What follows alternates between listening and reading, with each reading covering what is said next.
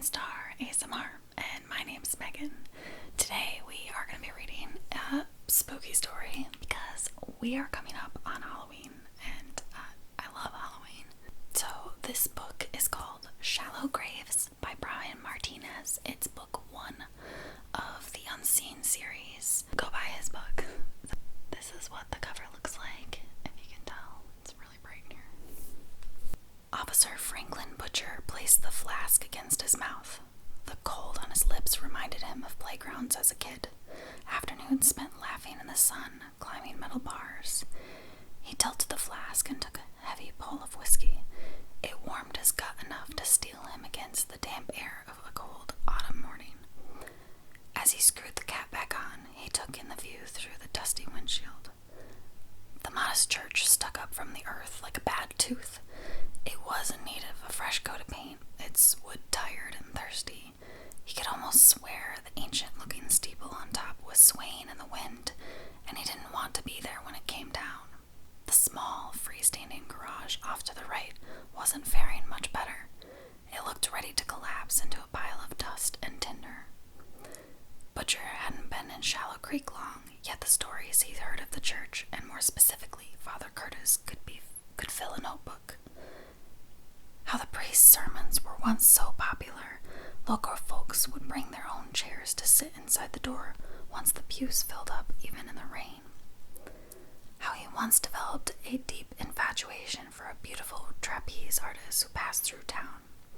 How he burnt up Mr. Schneider's crops one summer many years ago, claiming they hid the devil in them.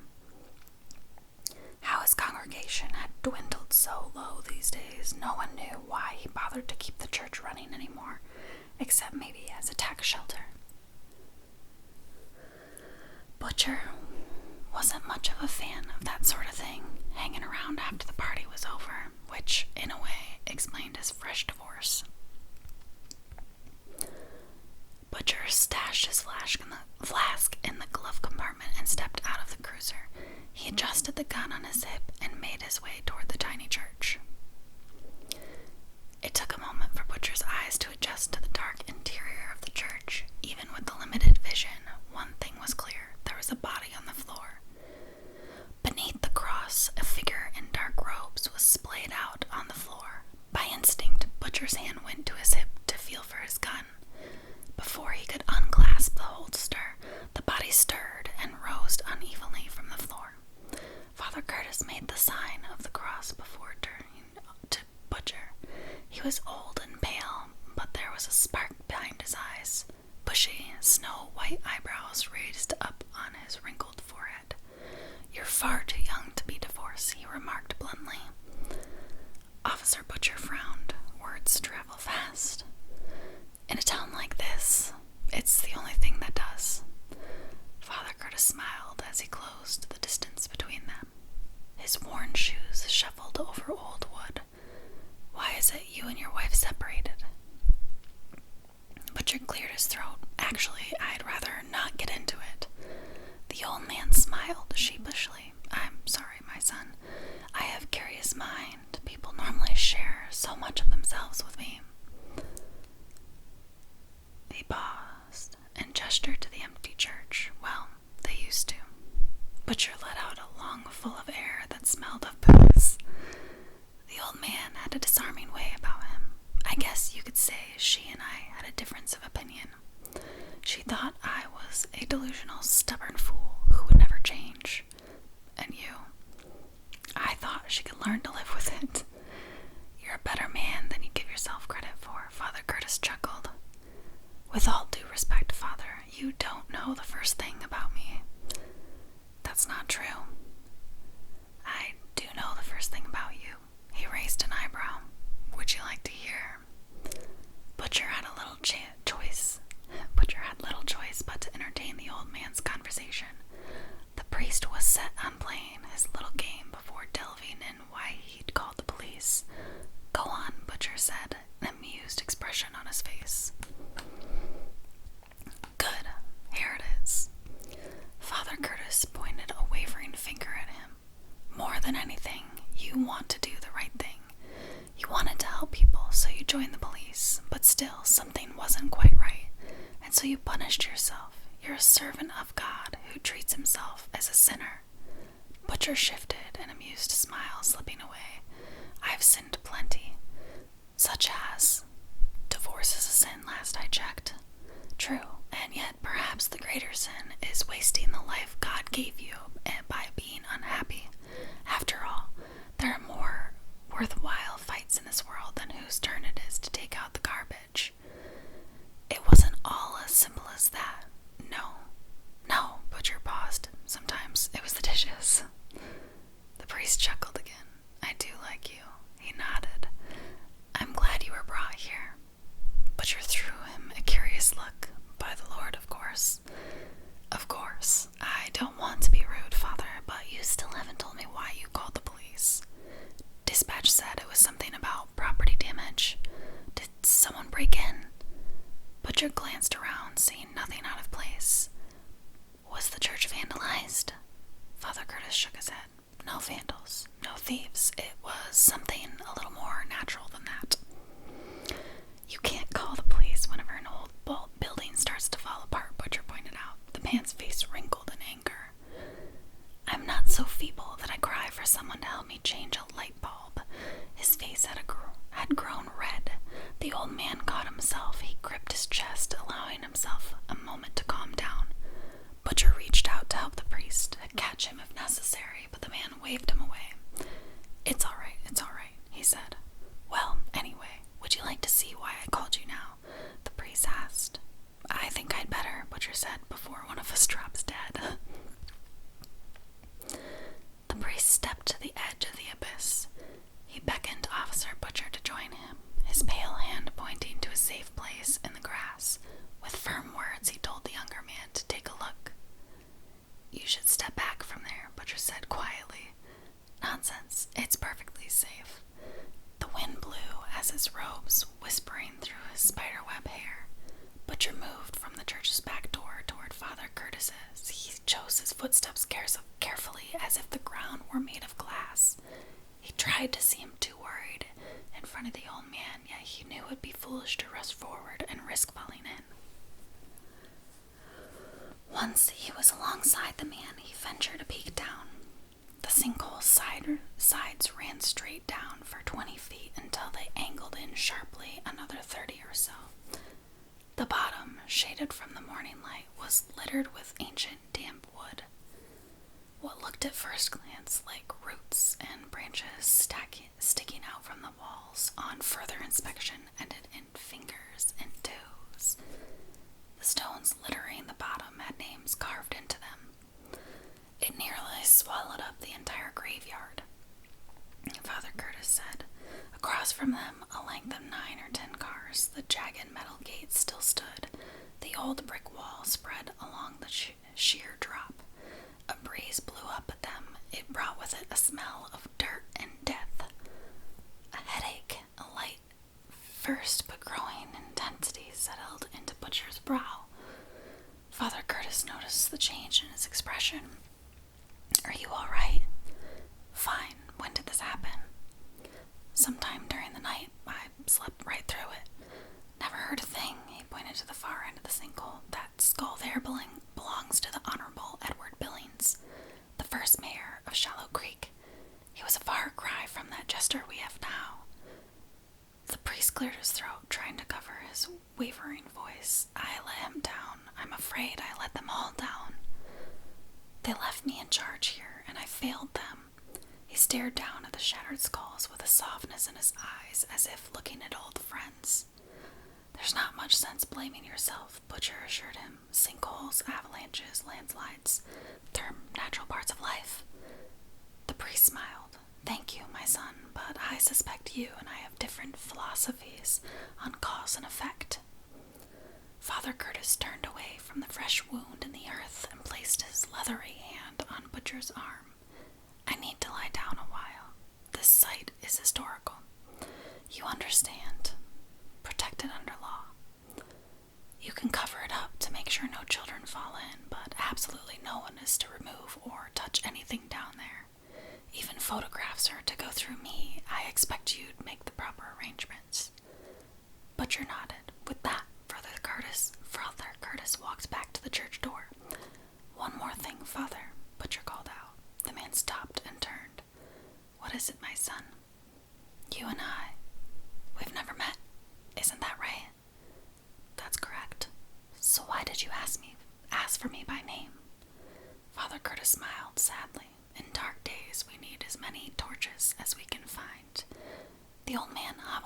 inside the church, leaving Butcher alone. He stared down into the mangled abyss, straining to read the worn-down names on broken gravestones.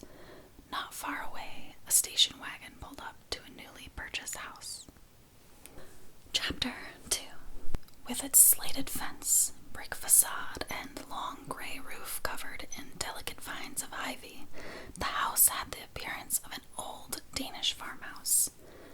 White outlines on its perfect windows perfectly framed the view of its ample front yard. Next to their fully packed car, a young couple held hands. Today was supposed to be the happiest day of Kevin and Mary Fairbairn's lives, if not the happiest of all time, at least top 5. There was the wedding day, and the day he proposed in the tent as it rained outside, and their first trip to England.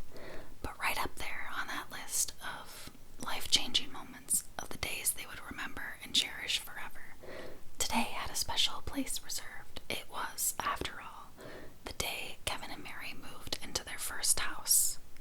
This day was a sum of years, a product of saving and planning, hunting and looking, making offers and getting hopes up only to lose out at the last hour, then finally having their dream homeland in their laps at a price they couldn't pass up.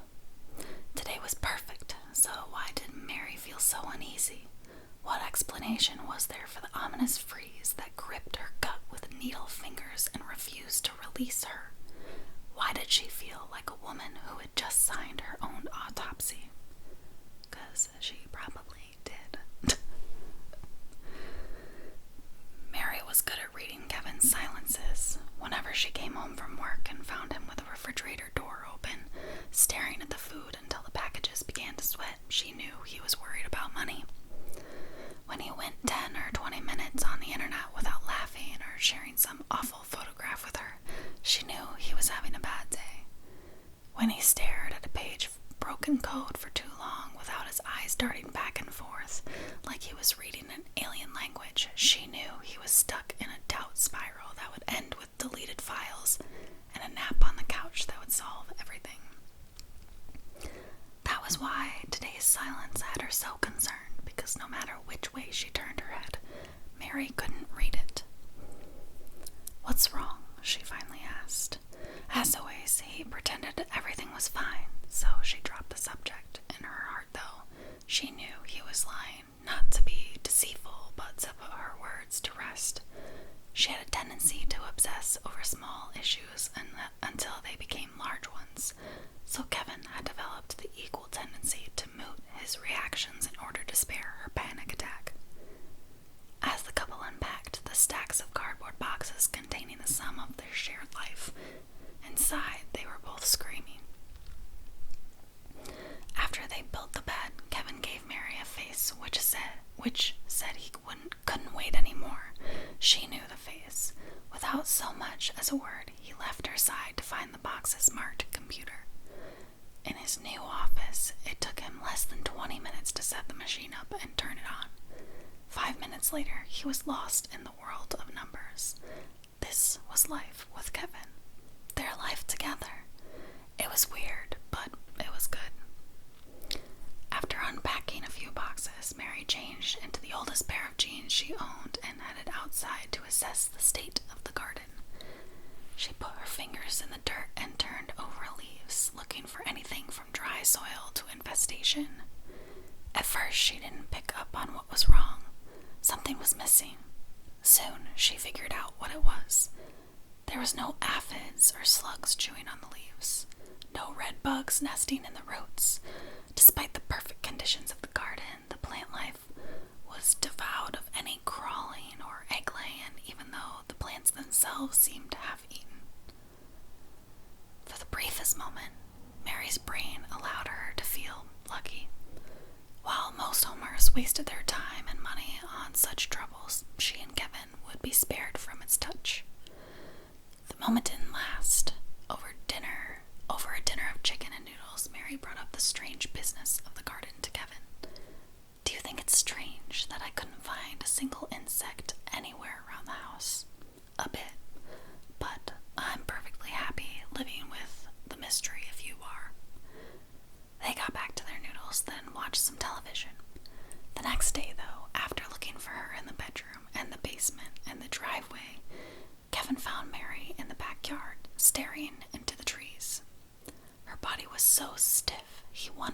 it was possible to die standing up. He called her name, but she didn't hear it. He called it again, louder this time, and she jumped. When he asked her what she was doing, she told him she was looking. Looking for what? Birds, she said, her eyes half hollow, still focused above.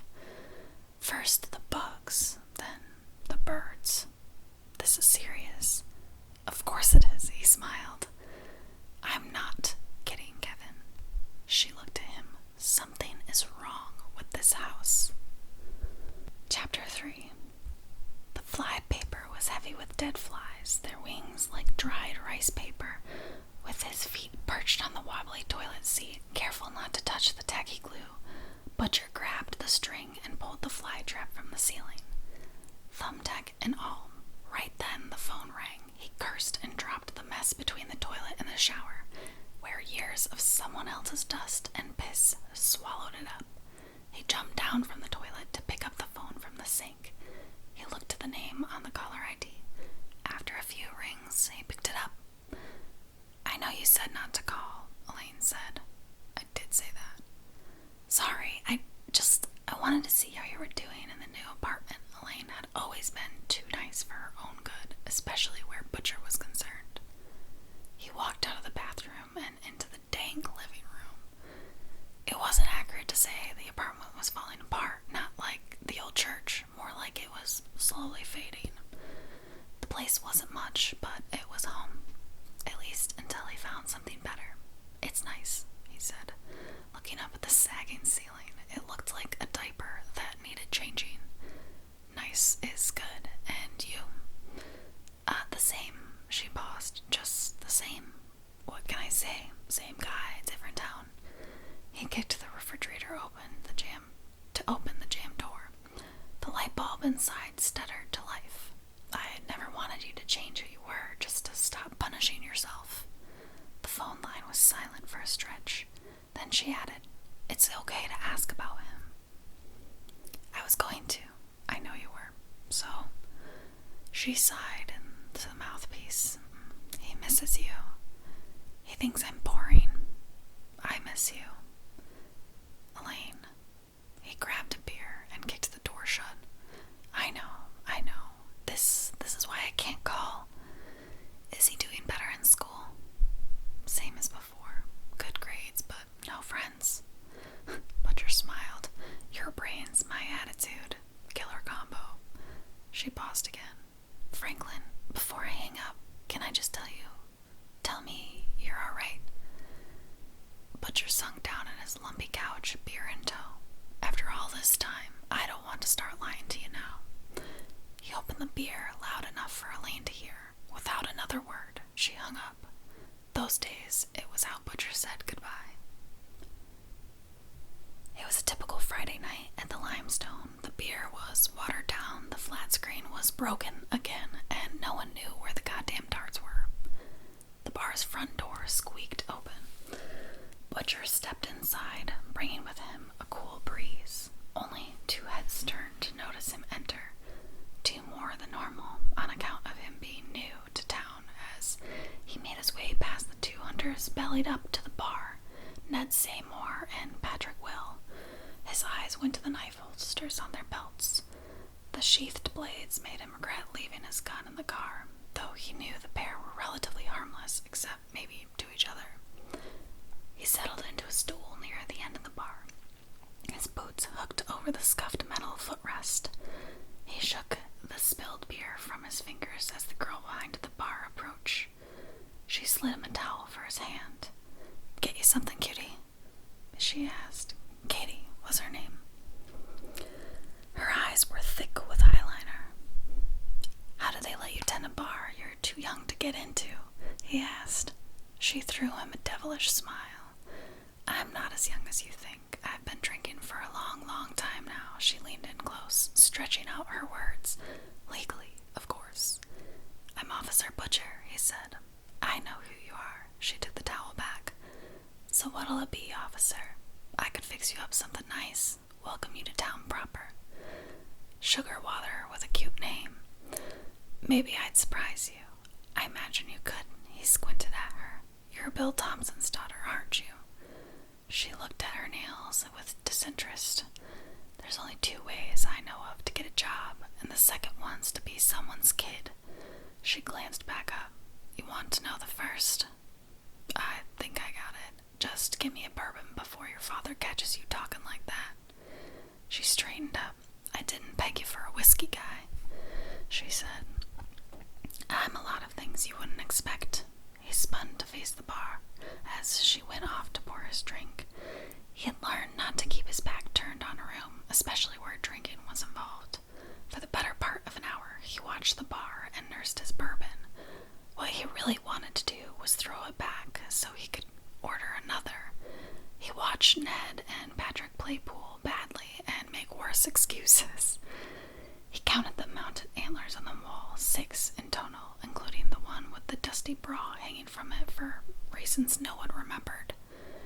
He listened to the hunters talk about the fishy derby and how nothing was biting, how it was because the tourists were scaring the fish away with their campers and their kids with their bright orange arm floats, even though those folks had packed up and gone home months ago. As he was sucking the last bit of whiskey out of an ice cube, Officer Banks walked through the door. Drew Banks was big, easily a head taller than Butcher, and the kind of guy who wouldn't let Butcher forget it. His leathery mug, handsome from one angle and off-putting from another, was carpeted with a day's growth, a beard which over the years had moved from a deep black to a gray that matched the top of his head. He took a minute to bullshit with Ned and Patrick before he bothered so much to his look at Butcher. Pointing to the glass in Butcher's hand, he said, Sucking them back, I see. You said 9. It's 10. It's 9:45. Don't exaggerate. He removed his leather jacket and threw it over the next stool, and I said 9:30. Whatever you say. The large man snapped his finger to get Katie's attention. She rolled her eyes and came over, making sure not to lean in too close in case he got any ideas. Well, hello, girl, he said in a deep baritone. I must say, you're looking more and more of age every day. Didn't know you cared about that, Officer Banks, she said, putting extra stress on the officer. Well, sure, I did. I'm concerned for your safety. It makes me happy to see how big and strong you're getting, especially in the legs. You look like you could run all night in those things. Yeah, I know. Get me a beer, will ya? Don't have much choice, do I? That's a good girl. He ignored Butcher until he had the beer in his hand, chewing on his tongue like a bothered cow. The moment he took a swig on the wet bottle, he turned as if suddenly remembering the other man. So, Franklin, he said in a mocking tone, how do you like Shallow Creek so far? Knock it off. What's the problem? Come on, Banks, you didn't ask me here to make small talk. Banks feigned insult. Can a man engage a fellow officer in a bit of healthy conversation? Some can, not you. Banks took another chug from his beer. A drop spilled, running down his gray stubble onto his jeans. If you're so smart, you probably already know what I'm gonna say. My best guess is the sheriff wanted you to babysit me, and you wanted to tell me before my weekend off. Why is that? You think I'll sleep on it. That way, come Monday, I won't fight so much when you tell me. But if you have half the smarts I give you credit for, you've figured out by now, I don't work that way. Yeah, I'm starting to see you're as stubborn as a mule. He finished his beer and ordered a second from Katie, telling her to hold the attitude. See her? He nodded to the booth in the corner. A well-dressed blonde in her late 30s sat with her back to the wall, chatting up the pair of men across from her. Her green blouse was just a bit too tight to be considered purely professional. The same with her smile. That, Banks said, is Meredith Makeup. She's very well known in these parts, if you know what I mean. What does she do? I don't know, real estate or something. Who cares? The point I'm trying to make is she gets around, and I plan to be there when she comes around. I don't know, real estate. Oh, I can't. Oops.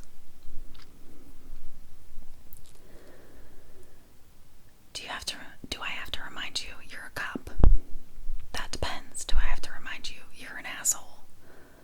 Butcher sighed. I haven't forgotten.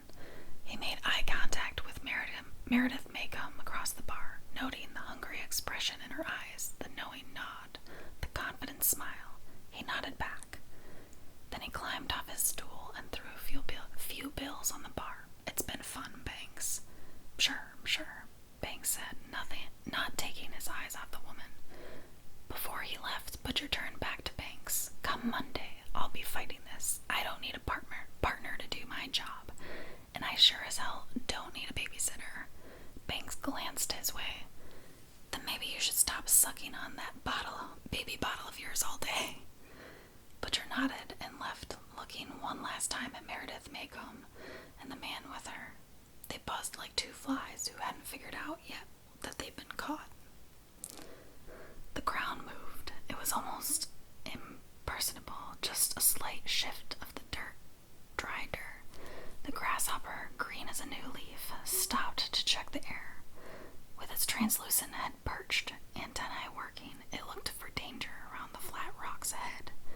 In the dead tree branch and the small puddle of water, it saw and heard nothing, yet its instincts said something was wrong. The grasshopper took a few hesitant steps forward. This time, there was no mistaking it. The ground swelled up only inches away, and up from the dirt something rose. With its impossible speed, long dark legs covered in tan hair reached up and grabbed the grasshopper, trapping it in thick bristles. Before it had a chance to fight for its life, the grasshopper was pulled into the waiting fangs beneath the ground, down into the dark, webbed nest below. That's my girl. Sheriff Green replaced the terrarium's lid, clicking the plastic locks into place. He sat behind his desk, annoyed to hear the pop in his left knee that came with every bend those days. Aside from his weathered skin, wrinkled down, brown from the sun as well as the native blood in his veins, it was the most obvious reminder of his years. Which was why he never bent down in front of his officers. A knock came in at the door. He told whoever it was to come in. Do you have a minute? Butcher asked. I have 3. The sheriff motioned to the chair facing him, but Butcher said he'd prefer to stand. I won't be long. I wanted to talk to you about Banks. The sheriff sighed. Why, I thought he'd keep his big mouth shut. I'll never know. That's just the problem. I don't have the best track record with loudmouths. I came here to make a fresh start, not to get slapped around by the babysitter. If Banks slaps you, you have my permission to slap him back. I'll keep that in mind. Butcher glanced over the tarantula tank, as uncomfortable with it as most people were. They never understood how he could love such things. I don't come to decisions lightly, the sheriff said, leaning forward, and I don't give bullshit assignments. So is he watching you? Yes, you're an unproven officer in my book, regardless of what your file says, and I like to keep tabs on what I'm not sure about. I can appreciate that. Good. I hope by now you can see we're not some backwater town.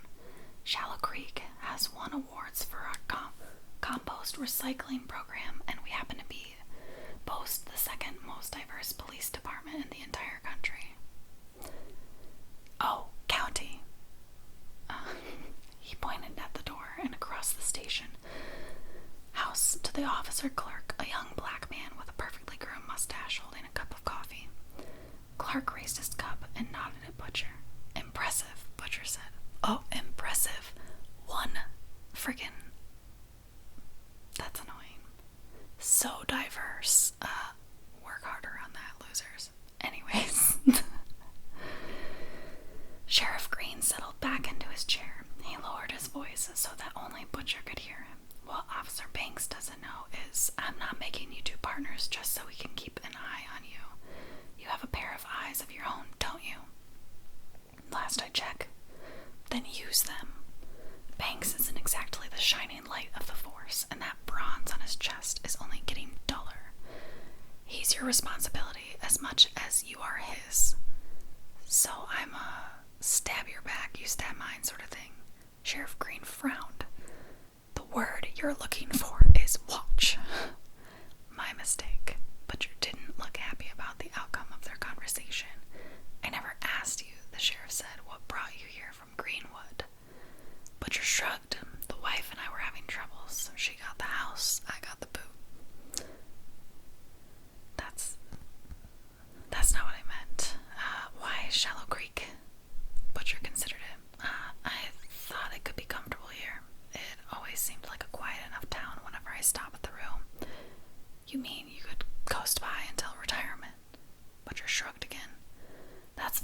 It really is. I don't need showboats coming to my town making a lot of noise and burning the place down. You don't need to go above and beyond to be a good cop here. Hell, I'm overjoyed every time an officer shows up for their shift, but when they do show up, what they need to do is follow orders. Get it? Yes, sir, Sheriff Green nodded.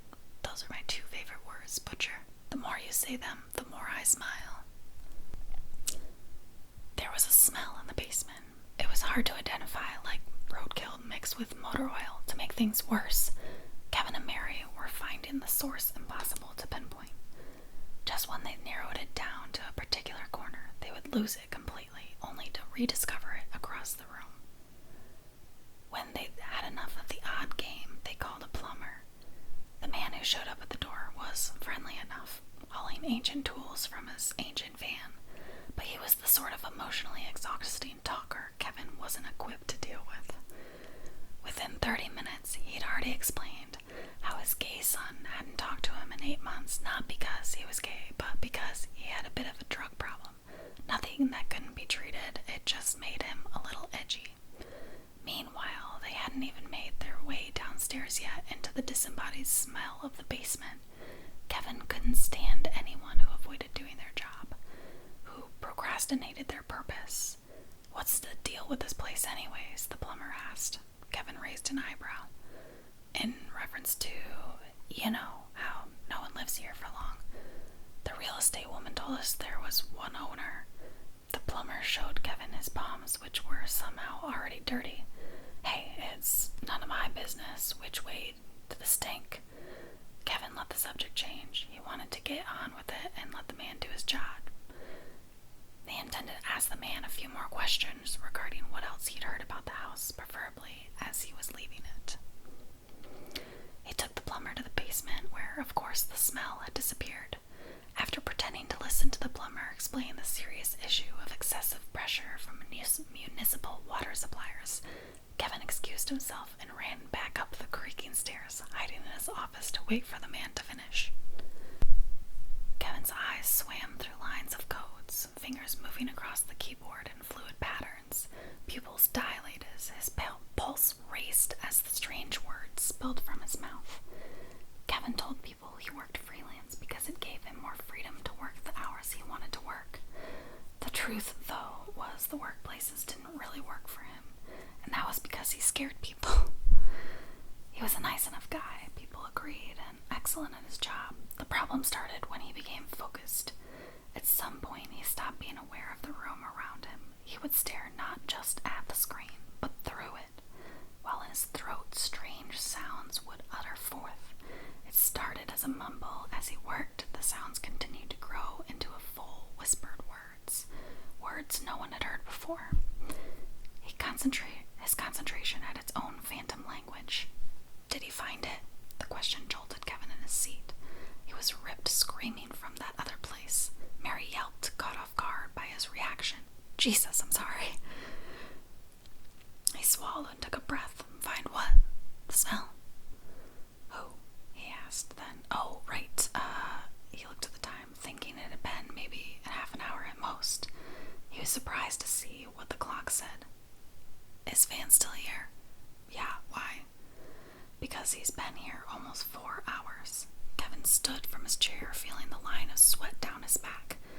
He left his office and headed to the basement door. Standing on the precipice, no sound came from below except the low, sad drone of the boiler.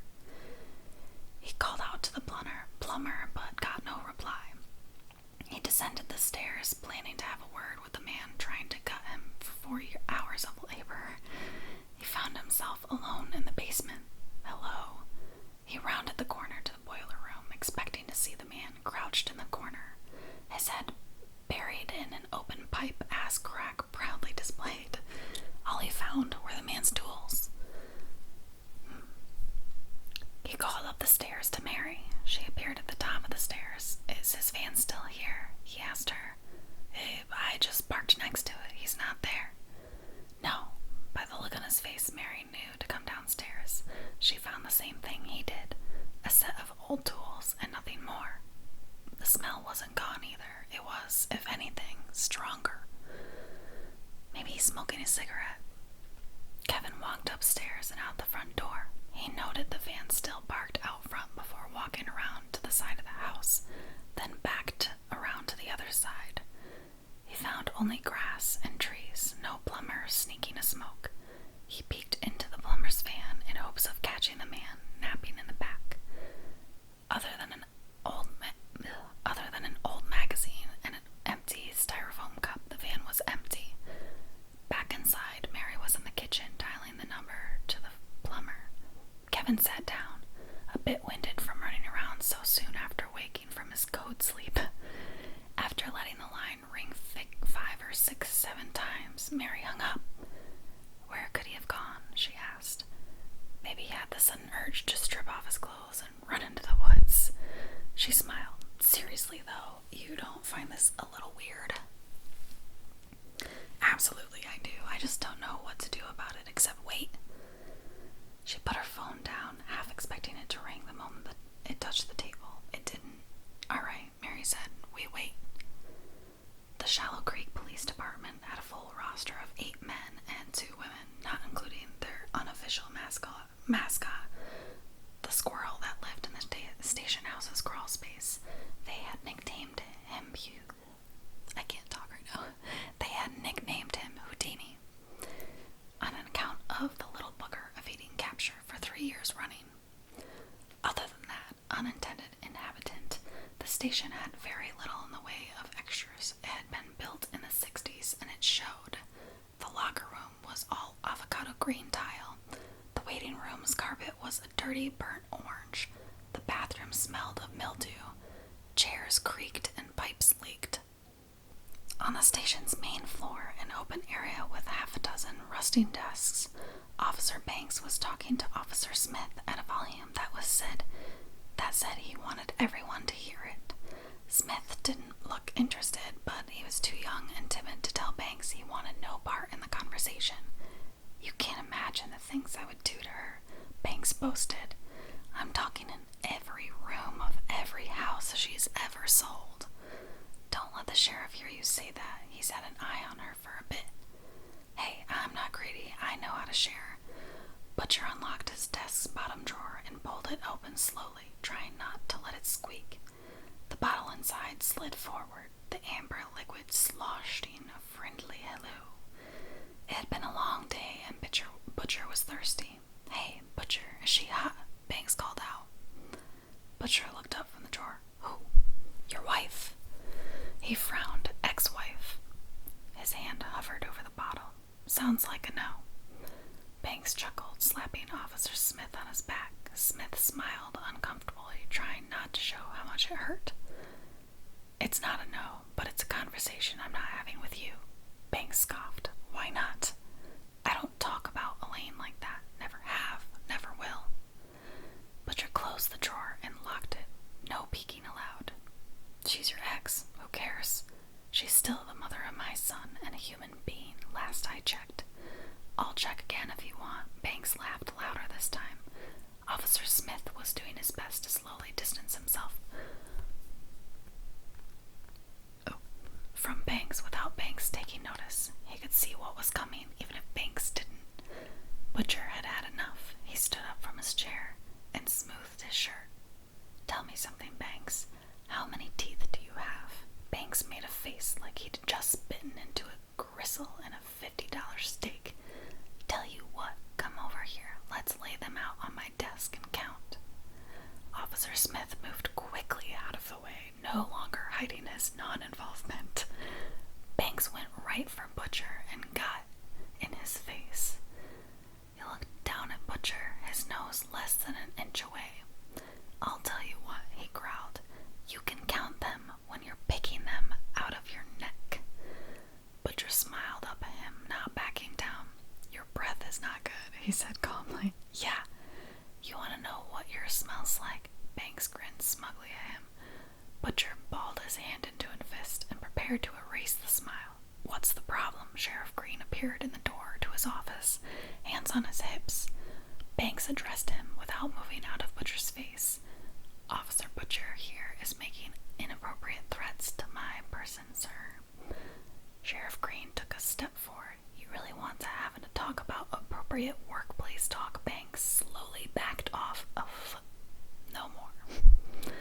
He kept his eyes drilled into Butcher's. Butcher subtly winked at him. Banks was about to attack when the sheriff shouted, "Banks!" He spun to look at the sheriff, eyes on fire. "Either sit your ass down or go find yourselves a room. I hear the Sweet Haven Motel is very discreet." Banks continued to burn. After a moment, he snorted. The room relaxed slightly. All three officers present had been ready to spring into action and break up a fight. Officer Martin, the station's dispatch and its oldest officer by a decade, cleared his throat loudly. "If everyone is done, we have a call." Sheriff Green made his way over to dispatch counter. "What is it?" "Possible disappearance at the old house on Cherry." Sheriff Green nodded. "All right, Banks, Butcher, you're up. Go show me you can still do your jobs and not kill each other." With that, he returned to his office, closing the door behind him. Butcher gathered his things from his desk, double-checking the bottom drawer was locked. As he did, Officer Banks walked past him, pausing on the way to the locker room. He leaned in so only Butcher could hear. "You talk like that to me again," he said. "They'll be cleaning pieces of you out of the drywall." He walked on without waiting for a response. "Looking forward to it," Butcher said to no one. Only little bitches keep walking and don't wait for a response. Oh, man. The missing man was a plumber by the name of Roger Will. Officer Smith had already called from the man's shop to say the plumber wasn't there. He was heading to the man's house. Kevin and Mary Fairburn were young and smart from what Butcher could tell. She was in the medical field, a dental assistant at Dr. Davis's office, and he did something with computers. Of the two, the wife's clearly seemed more practiced in social skills. She had answered the door when Butcher and Banks arrived and had also done most of the talking despite the majority of their story happening to the husband. "Would you say he was acting despondent?" Butcher asked. I don't think so, Kevin," Fairburn replied. "It's not always obvious. Sometimes it's just a slight break from normal. I wouldn't know what his normal behavior is. I had one conversation with him before he disappeared." Butcher raised his eyes from his notepad. "This is a small town. I thought everyone knew each other." We just moved in." "That does change things." Butcher made a note. "Was the conversation hostile or aggressive?" Before Kevin could respond, Mary stopped him. "Are you suggesting we got in an argument with the plumber, killed him, and called the cops?" Of course not. We just have to look at it from every angle." Mary's face softened. "Sorry, it's been a long day. We don't even know this guy's name. He was just a listing my husband found in the phone book, and now we're spending our night like this." She placed her hand on Kevin's shoulder. "I get it. His name is Roger, by the way. I don't know him either. You're new too?" "Very." Mary smiled. Butcher was starting to break through the couple's defensive.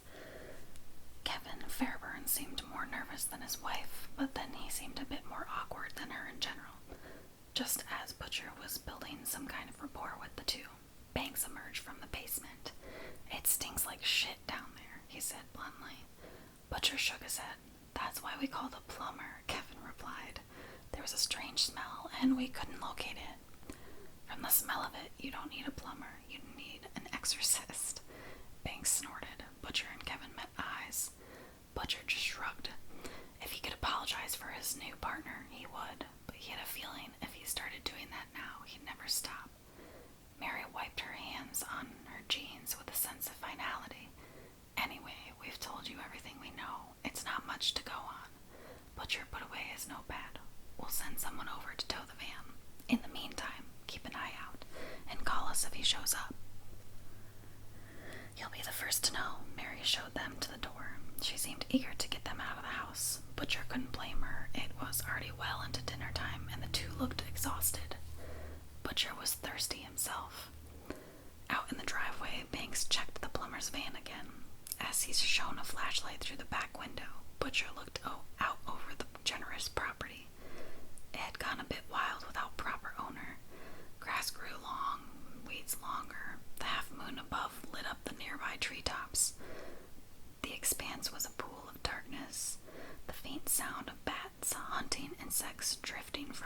far off. Otherwise, the night surrounding the Fairburn home was strangely quiet. Butcher rubbed the back of his head. He'd been fighting a headache since they pulled up to the house, but he managed to not think about it until just then. As he grew thirstier, though, the pain in his skull became harder to ignore. He glanced back at his partner, deciding to smooth things over. He still didn't like Banks, but he apparently had to work with the guy. "Don't you live somewhere around here?" he asked Banks. "Just over there." Banks pointed to past an outcropping of trees, no more than a football field away. "Hell of a way to meet the new neighbors." "Suppose so." "Wife's kinda hot, but there's something wrong with her wiring if she's into a loser like that." Butcher looked back to the house. "Strange call. It doesn't make sense." Banks moved away from the van, clicking off his flashlight. "Kids in this town think this place is haunted, the way people are always moving in and out, but you know what I think?" "What's that?" Banks spit into the grass. "Kids are shit dumb." "I'll be sure to tell my son that," Butcher said, heading toward their cruiser. Banks followed suit, though he went for the driver's side. Anyhow, Roger probably got loaded on the job and walked home. He looked over the top of the cruiser at Butcher and cracked a smile. "I'm sure a few of us have done the same." Butcher nodded, acknowledged the joke. Under his breath, though, he mumbled "asshole" as he opened the passenger door and slipped inside. Banks chuckled, pleased with himself. Kevin and Mary tried to get back to their normal lives. They focused on their jobs, day-to-day routines, pretending not to notice the strange looks they got at the supermarket. They threw themselves into fixing up their new home. They cleaned the gutters and power washed the siding, painted the walls and varnished the railings. They even reupholstered the chairs and replaced a few missing tiles. "Would you want a dog?" Mary asked Kevin over a black garbage bag. In the distant future. "Sure, why not?" She said, "Is this afternoon the distant future?" Excited, like nervous third graders, they walked around the adoption center, looking into the eyes of hounds, shaking paws with poodles, and scratching between itchy shoulder blades of retrievers. They looked for a connection, a spark. As much as they liked a few of the dogs, there was nothing that said, "This is the one." After 45 minutes, they decided to leave. Adoption was serious, they agreed. The last thing they should do was get one to get one. That was when they saw him. In the corner, in a stack of cages just wheeled in by one of the young workers, a scrappy-looking mutt with wiry gray fur quietly watched them. He had big, open eyes and a look of deep thought. As they approached him, he simply moved toward the front of the cage to greet them. He was neither scared nor overly excited by their presence. When they asked to play with him in one of the gated areas, it took him less than 3 minutes to fall asleep in Mary's lap. On the way home, they named him Felix. They hoped he would be enough of a distraction, something to help them forget about their rough start in Shallow Creek. Chapter 5. On a quiet Sunday, Kevin looked outside and noted how beautiful the weather was. Clear skies above, a soft breeze moving through the trees. With Mary still in bed, he put on an old pair of sneakers and a light coat and grabbed Felix's leash. The little guy's tail wagged with such speed it looked like a gray blur above his butt. Felix had had a hard time adjusting. The dog loved Kevin and Mary, and as it seemed, he would probably love every man, woman, and child he would ever meet. But he seemed uncomfortable about the house itself. He paced, occasionally whining, and often begged to be let outside, refusing to return for an hour at a time. Kevin and Mary hoped that with time he would grow to love the house as much as he did them. Kevin and Felix walked through the neighborhood, enjoying the mild weather. It was the kind of day even the birds appreciated, filling the sky with their sweet songs.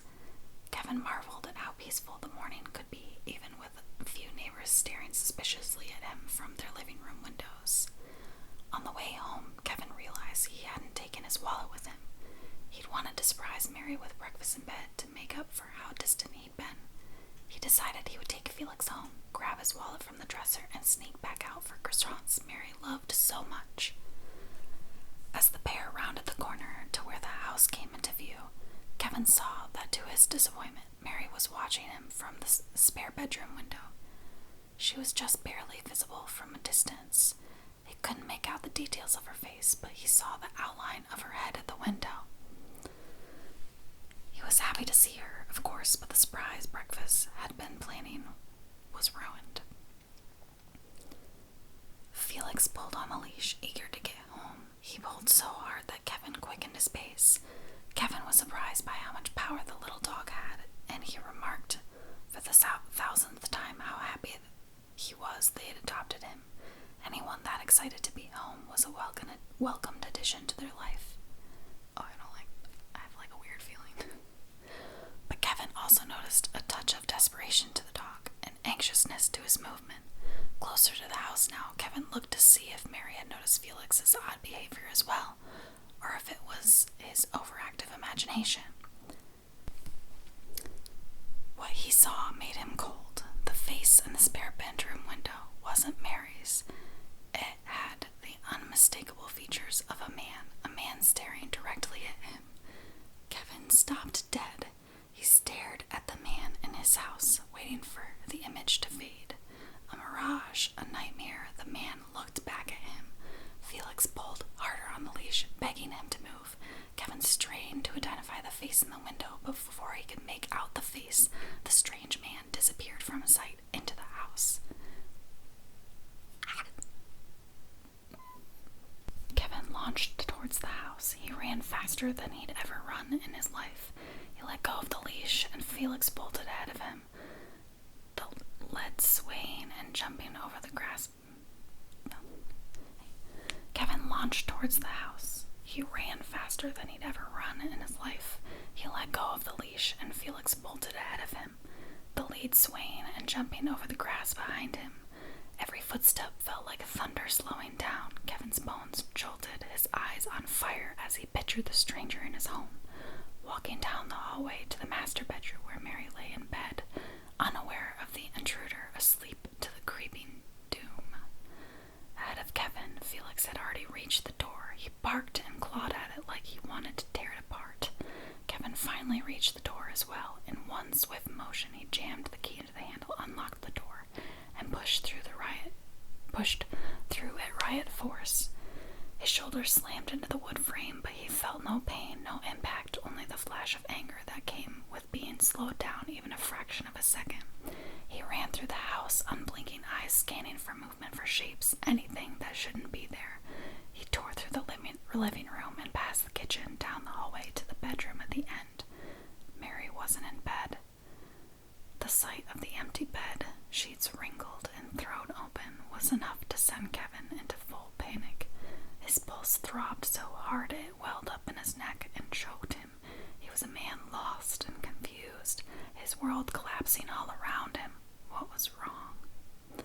Mary stood at the bathroom sink in her red pajamas, toothbrush clutched between her teeth. Her expression was a mixture of amusement and confusion. When she saw the look on Kevin's face, though, the amusement quickly faded.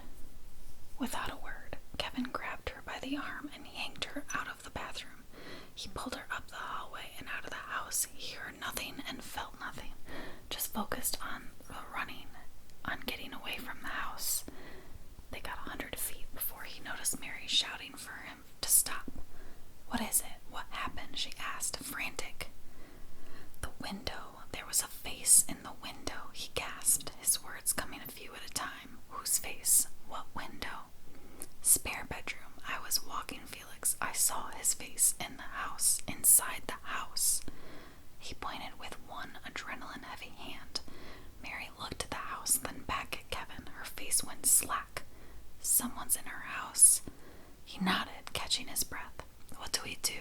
Do we call the police? I left my phone. Do you have yours?" "Here." He handed her his phone. It felt useless to him. He paused, choosing his next words carefully. Finally, he said, "Did you see him?" She looked up at him, about to dial. "No. Who is he? Is he a burglar?" Kevin shook his head. "Not a burglar," he said. "It was him." "Him who?" "Him," Kevin said. "The plumber." Mary studied Kevin's face for a joke, but she couldn't find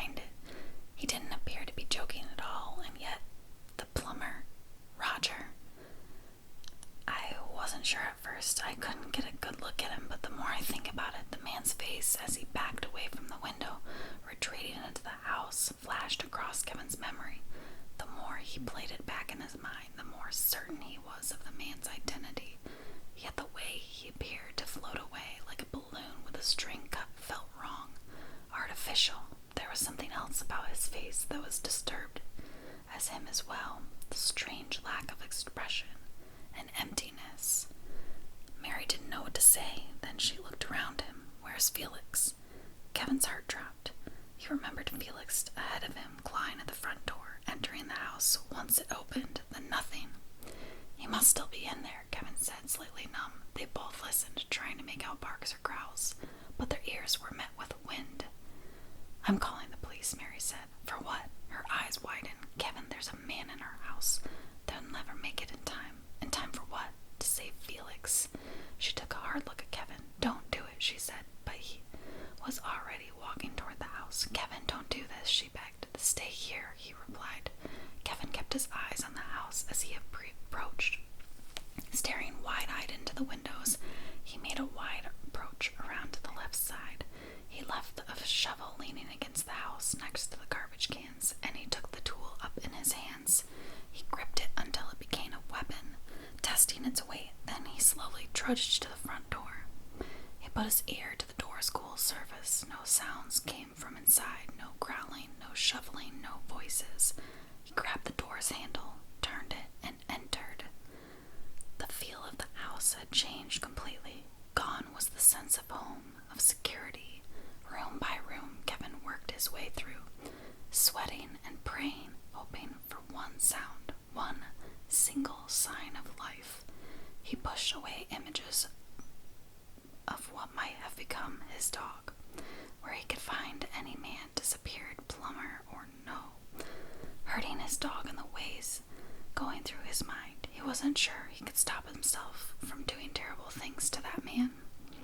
The kitchen was empty, save for the living room, bathrooms, bedrooms, even the spare room, where Kevin had seen the phantom face in the window, were all silent. There was only one place left to check. As if on cue, Felix's barks started from the deep within the house. In the ground, there was a desperate nature to the dog's cries that made Kevin nervous. He squeezed the shovel tightly and ran towards the basement door. He took the stairs 3 at a time, weapon in hand, but it was too fast. He landed on the concrete floor hard. He felt it in his knees, like the bones wanted to push out. Kevin lost his balance and tumbled. The shovel fell from his hand and bounced across the basement. He rolled on the floor, nearly twisting his ankle before coming to a stop on his back. With the pain shooting up his side, Kevin sat up, expecting the worst. A crazed killer wielding Kevin's own shovel against him. Instead, he sat up to find Felix a foot away. No deranged would-be assassin, just the dog barking madly at a small drain in the ground. Kevin got to his feet, his head swimming. He sighed with relief. It's just a drain, he said, looking down at the rusty square no bigger than his hand. But Felix ignored him. He continued the shrill barking, made worse by the basement's echo. It's all right, boy. Kevin touched Felix on his head. The dog snapped at him. His lips curled back, teeth bared. His normal placid expression had twisted into a beastly snarl. Kevin was shocked. A moment later, Felix recognized him. It was as if a spell had been broken. His big black eyes dilated and his teeth tucked back into his mouth. Felix whined in an apology. Let's get out of here, Kevin said, rubbing the dog's back. Side. He looked again at the drain, wondering what could affect Felix so badly. The two turned to leave, both of them anxious to leave the basement. They'd reached as far as the bottom of the stairs when a thought occurred to Kevin. If he didn't check the drain now, he wouldn't be able to sleep that night. Not that he slept well those days to begin with. Stay, he told Felix. The shovel still lay on the floor against the wall where it had landed. Kevin thought about picking it up, but he realized how ridiculous it would be to wield a weapon against a drain. That picking up a shovel would be admitting to himself that he was scared of the floor. And so, despite his clenched fist, despite his licking lips, despite his feet and legs that ached and shouted for him to turn around. He left the shovel where it was and went to the drain. Hesitantly, Kevin inched over to the drain until he was standing just over it, his line of sight aimed directly down into the darkness between its thin metal bars. Kevin sighed. There was only darkness down there, nothing more. Just like the house above him, there was nothing to be afraid of. No strange man in his house, no enemy behind the gates, only a face he swore he saw in the window. Even that, after so much proof otherwise, he was starting to doubt. He most likely hadn't seen anything at all, just a play of light, coupled with imagination. That moment, as Kevin turned to leave, was one he would go over in his mind some time to come. For more than even the face in the window. Just as his head turned, his eyes moved from the drain beneath him. He caught one final image, one last glimpse which he would try to forget as he lay in bed that night. Mary next to him wanting to wake her up and talk through what he'd seen in the darkness inside the drain, and I looked up at him. What the fuck, man? So that is where we're gonna leave the story for now. I hope you guys enjoyed it. I know I did. It's definitely creepy, and I'm glad the dog is okay. I was genuinely worried that the dog was gonna get hurt, and I swear, Brian Martinez, if you kill that dog, we're gonna have words. I'm gonna be mad at you, Brian. Okay, I can't be that bad. You're letting me read your awesome stories. Alright guys, thanks for watching this whole video until this point. I am impressed. If you have made it this far, leave a comment down below that says,